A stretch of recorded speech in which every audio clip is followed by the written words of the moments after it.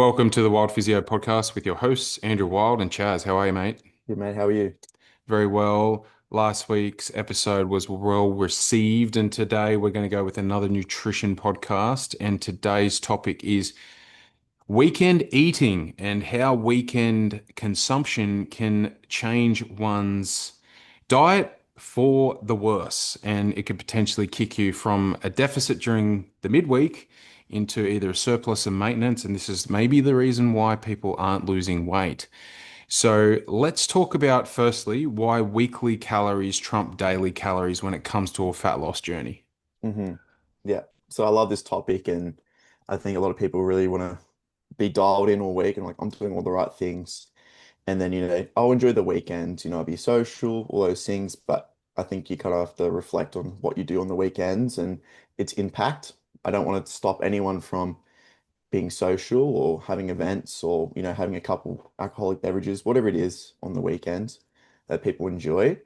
But just mainly just to kind of reflect on, its impact and, things to kind of control when you can, I think is important. So I guess when you're talking about fat loss and if that's your goal or even weight maintenance, if you will, let's say you're in a 500 calorie deficit all week, just example. So across the whole week, 500 calories every day for a week, so 5 days. So you're in a 2,500 calorie deficit so far that week. And then Saturday and Sunday, you enjoy a couple meals out, you're not really tracking, or even if you don't track, you're just eating intuitive and you're enjoying those hyper palatable foods that we all enjoy.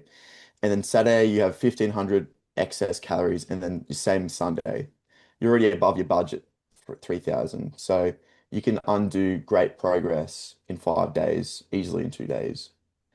And I guess kind of reflecting and things to put in place on the weekends can also, make sure you're still enjoying yourself and you're going out and seeing friends for a coffee and, some brekkie. But, kind of keeping things in mind and strategies so it's not ruining your progress as well. Yeah. Absolutely. And is this something that you use with clients to educate them, but also do you use the education to then tweak things up where they leave a few calories or more calories up their sleeve for the weekend?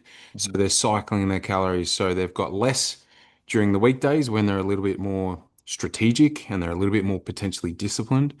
And then they've got a few more up their sleeve on the weekend to play around with so they can have a bit more fun. Yeah, exactly that. So, a lot of people love routines during the week with work and training is good after work or before work. And usually the eating pattern is very structured and it's very easy to, um, get in that deficit, I think, when there's structure and, motivation's high during the week.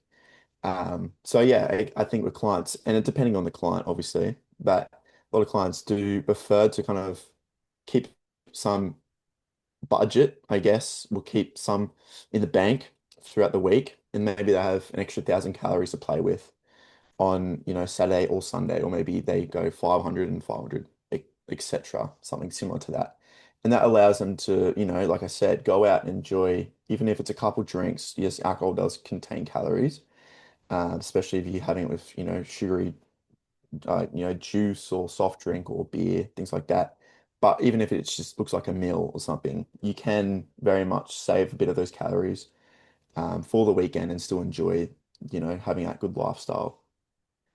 So I yeah, think I think this is also something that you can use to educate people on the fact that if they do have a blowout on Saturday or Sunday, it's okay. You can get back on track pretty quickly by manipulating the next few days. Or if you know you're going to have a blowout where you're going to a game of football and you know you're going to have a few drinks and go out before it and have dinner, you can plan for it by reducing the calories on that day or the few days before it, so over the week, you're still either in a deficit or a maintenance or whatever the goal is.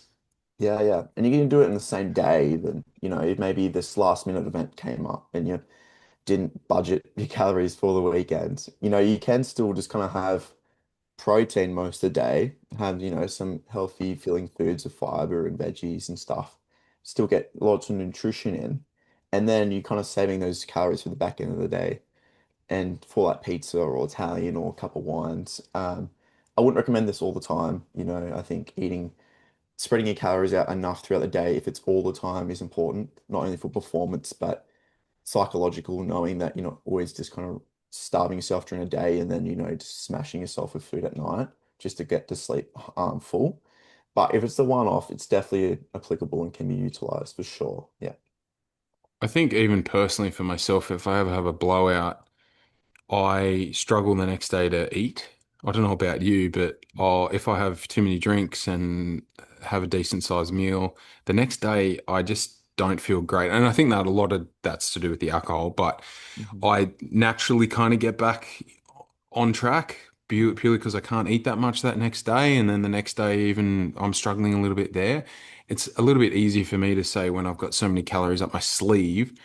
And that's one of the things that I get across to clients that dieting is like a budget and everyone is different based off their age, their weight, their height, and their sex. And someone like you and I that are 90 kilos, we've got a bigger budget than someone's that's 50 kilos or 55 kilos. They're just smaller, right? So using this budget analogy is a good one. And another way you can frame it is you and I have a bigger budget, so we could buy a sports car. But someone that's smaller, that's 50 kilos, you can't buy a sports car. You probably have to buy the Toyota Corolla. So factoring it in like that and understanding that it's kind of like debits, credits is really powerful and really important.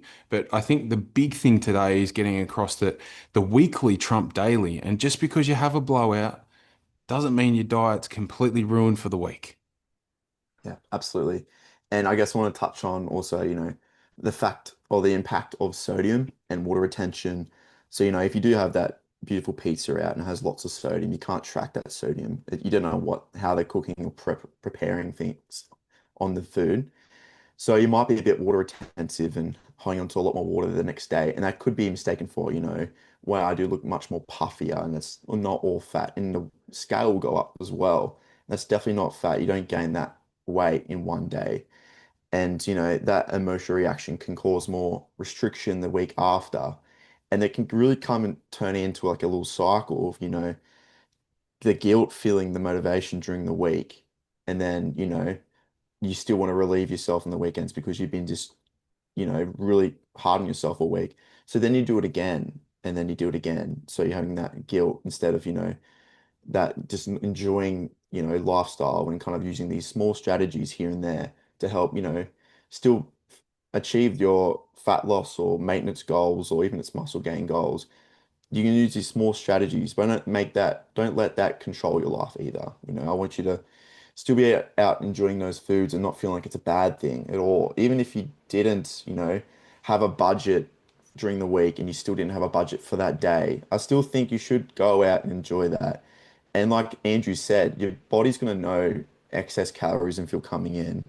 And don't feel like the next day you gotta like, oh, I gotta eat breakfast because, that's what I do all the time. If you're not hungry from the nice meal you had last night, you don't feel like you need to then slow more food down. Your body knows when you've had excess calories coming in.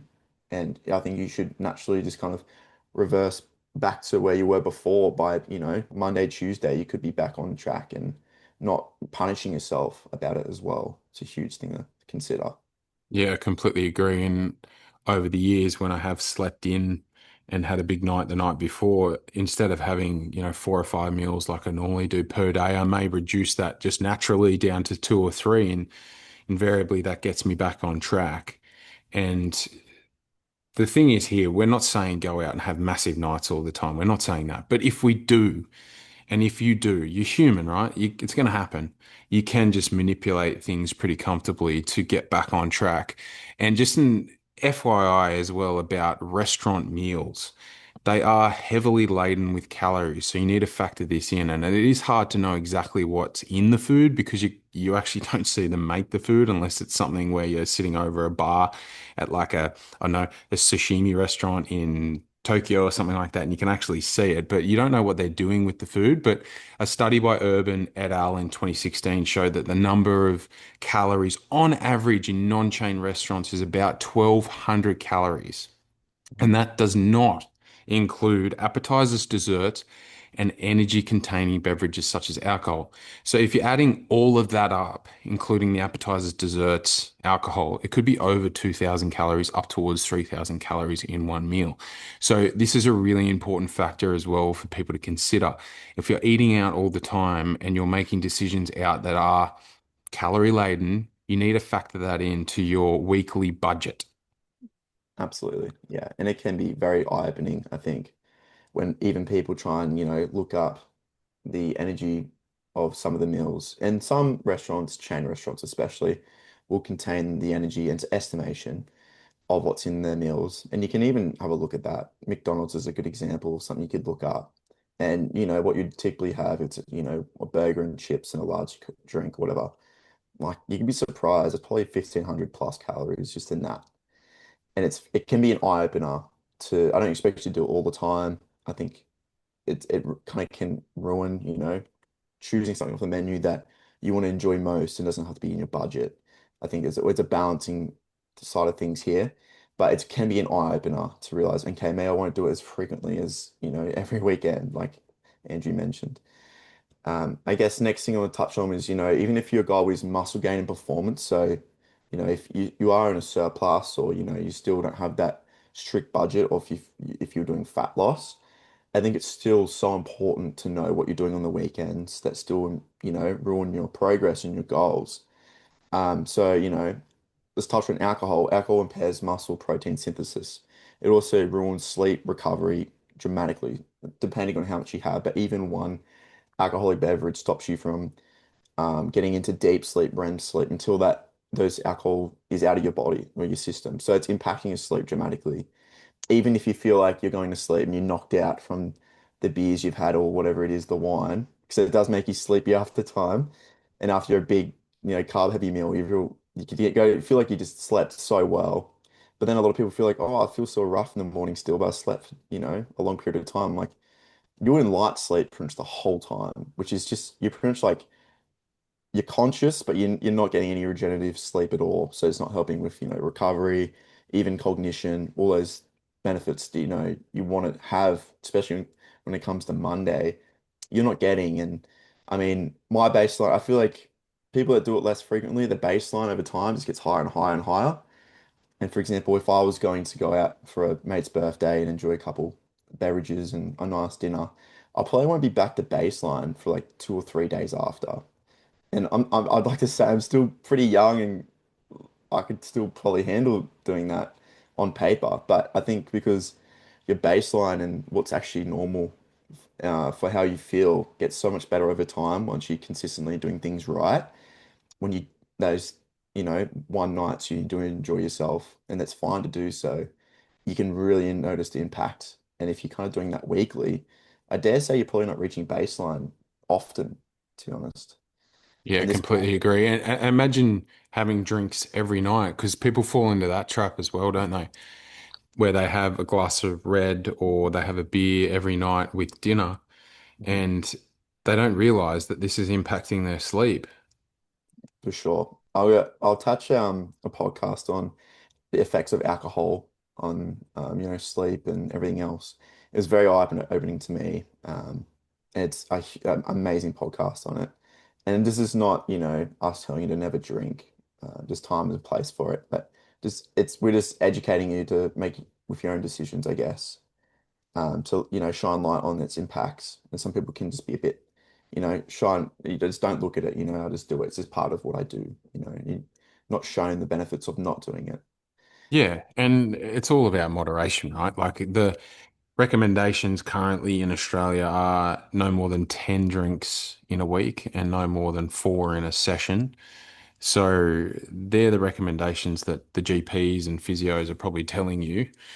And it is good to adhere to that.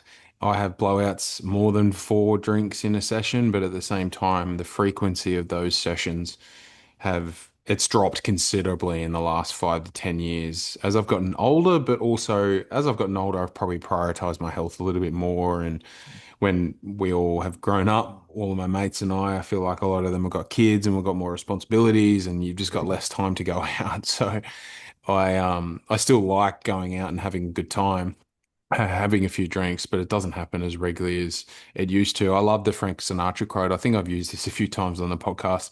And he said, I feel sorry for people that don't drink because when they wake up in the morning, that's the best they'll feel all day. And drinking is a lot of fun, and it is also coupled with socialization. And I mentioned that with the longevity podcast as well. If you're having the odd social drink here and there and your social circles are maintained or improving, well, that's going to be beneficial for your health going forward because of the social circles. So it's a bit of a balancing act. You don't want to completely isolate yourself from social events just because you don't want to drink anymore.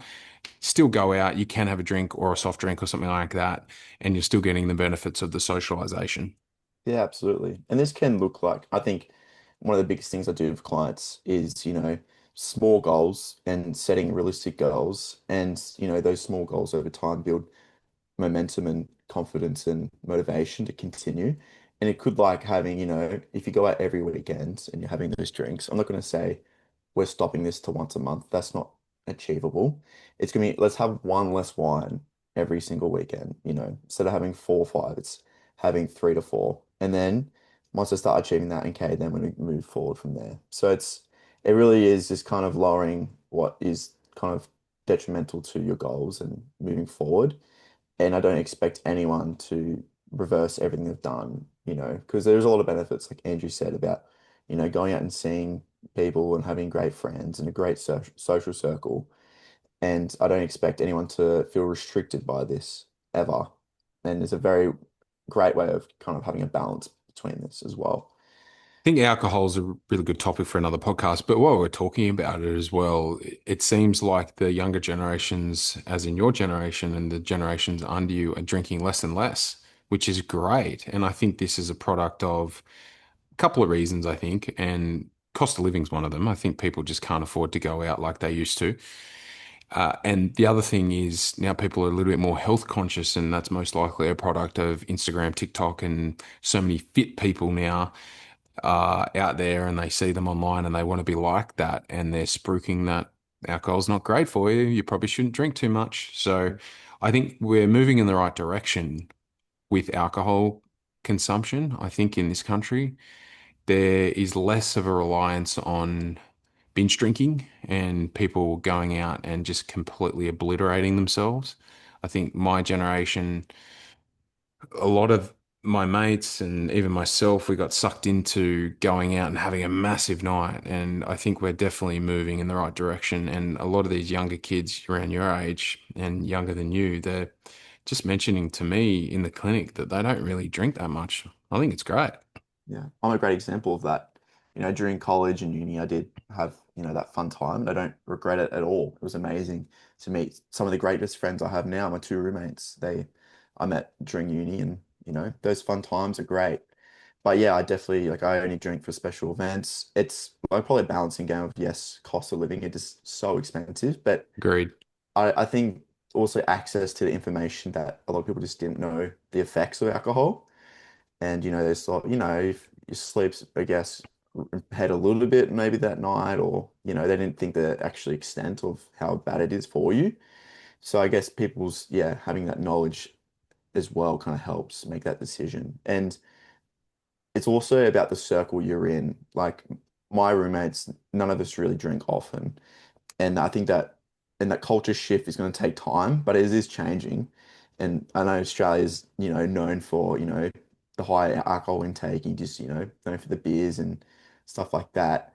But the culture shift is changing. I know some friend groups I'm with, for a birthday, and I'm like, oh, I'm not drinking tonight. I'm still going out, seeing amazing friends. I might get a burger and something nice. I'd rather have a nice meal and enjoy seeing them and then leave when I'm tired. And, some people still ask, oh, why are you drinking? Like they kind of like feel kind of attacked by it. I'm like, oh, I'm not drinking tonight. Like I've had a couple Coke Zeros or something, and I can leave when I want. I can drive home when I'm feeling tired. It could be 11 o'clock when everyone's getting a bit slurry and mumbly, and they probably will forget what time I left anyway, by that point. So it's really the circle you're with. And I mean, me and my roommate, we like go to similar events, and we both will decide, yeah, we probably both won't drink tonight. And it's much easier when we have that person next to you. And the more friend group that kind of understand it and aren't kind of attacking you or, peer pressuring you into it, the more normalized it gets to not feel like you need to do those things on the weekends. And like I absolutely have had one of the funnest summers and I've had the least amount of alcohol intake doing so. So there's no correlation with alcohol intake and having fun. And you just kind of have to, get out of your comfort zone, I think, because it can be a bit of a confidence booster and get you chatty. But getting out of the comfort zone and knowing you can go to these busy events or locations and still like feel like you need to have that little confidence boost and just do it without it. Yeah, it's a bit of a crutch at times for people, which I get. Some people have social anxiety, and when they do have a few drinks, they loosen up. I t totally understand that. Yeah. But yeah, no, totally agree with that, mate. I think we're heading in the right direction with alcohol intake in this country. I think with the generations sort of under me, which is great news. Mhm. The next one we'll talk about is sleep, and like this could be regardless of alcohol intake. And I'm probably bad for doing this sometimes on the weekend. One night's fine. If you have one night, even I wouldn't recommend every weekend, but everyone's got events on to might go a bit later than usual.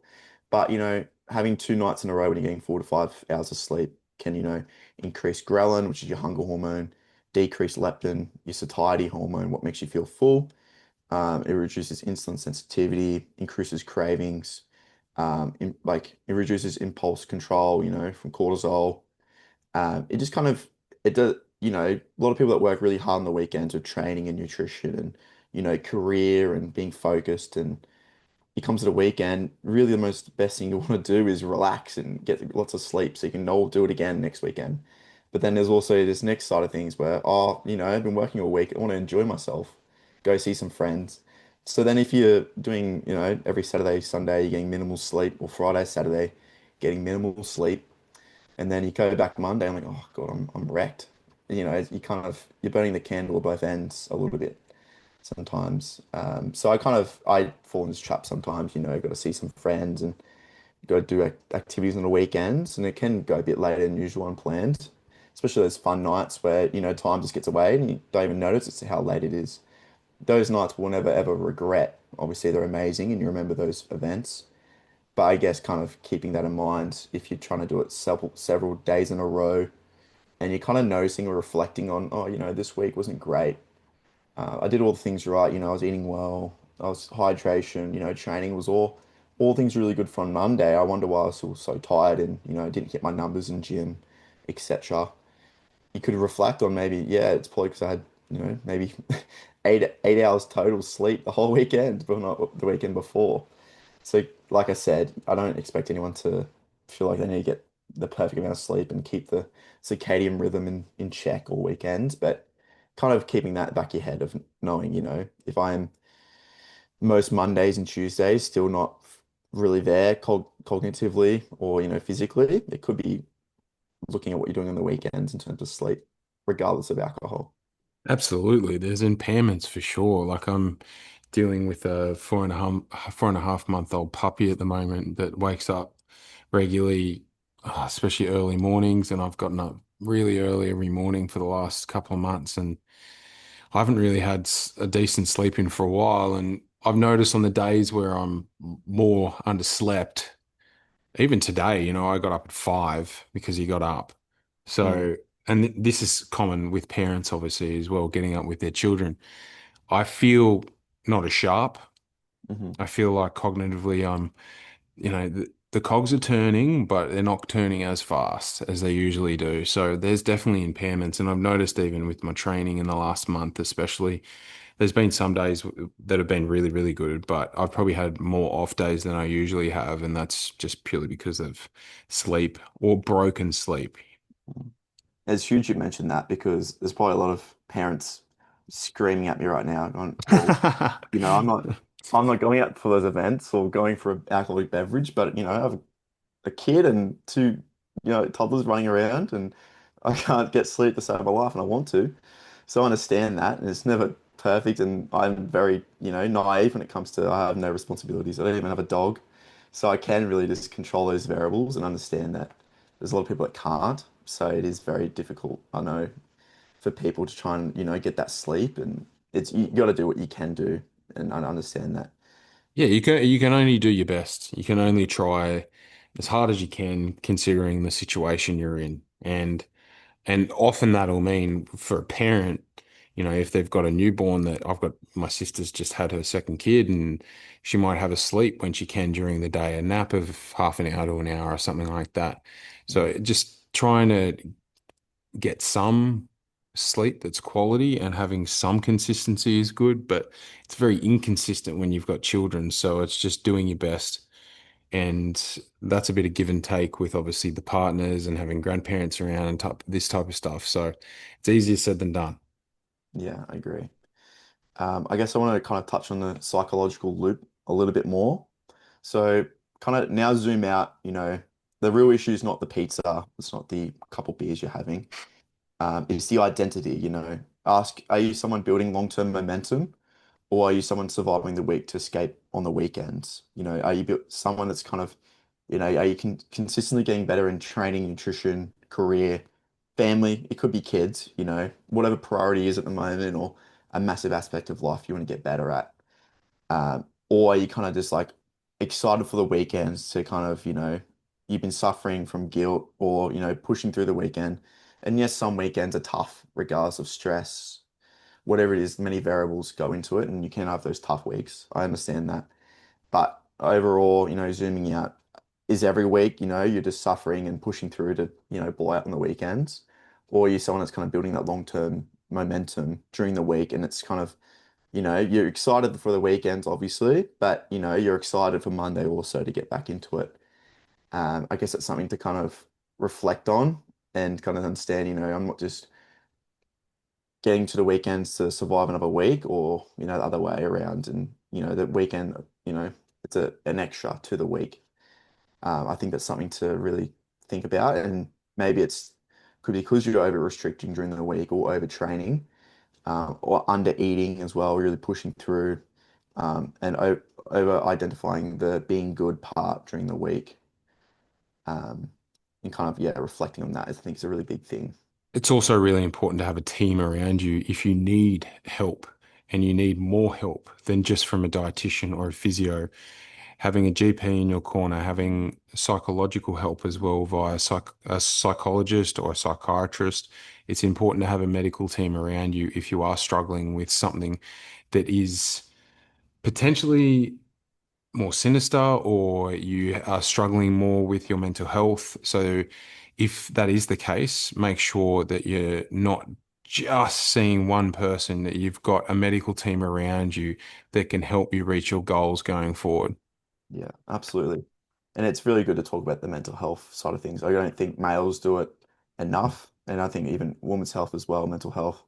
And yeah, if you are like, struggling that side of things, it's so important to not only have that social support around you, but also medical support coming from, psychologists, GP, those things. And, not realizing that it could be more than just what you're doing on the weekends. It could be just you're in a tough place at the moment. We all go through it. So for sure. Absolutely.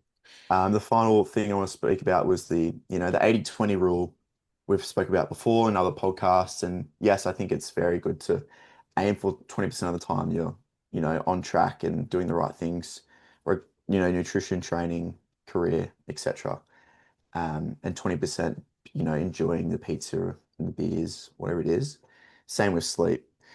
I guess if you look at it So, just as, for the listeners there, Charlie meant 80% of the time you're sticking to nutrient dense food, you're sticking to your goals, sticking to the plan with your exercise regime. You just had the 20, you said 2020. I'll And say, then 20% is you're having a bit of fun with it. You're having foods that aren't necessarily perfectly nutrient dense, and you're going out and you're having a few drinks, these type of things. It's finding that balance. yeah, yeah. So I might have said the percentages wrong. But if you look at, the 5 days during the week as, that's the 80%, and the 2 days on the weekend is your 20%. Well, two of those days equals 28%, so it's nearly 30%. So that's already incorrect in terms of, and that ratio can add up over time, and it could be those things that, if your step count's completely low, you're getting no protein in as well, your fiber intake's gone, you're eating 3 times. eating out 3 times a day or 2 times a day during the weekend, you're having those alcoholic beverages, they all stack on top of each other as well. And if that's, your 20%, and that's how you think of it, you're nearly aiming at 30%. So it's 30 and 70. And that can, like I said, build up over time. So kind of reflecting on, that balance isn't applied there either.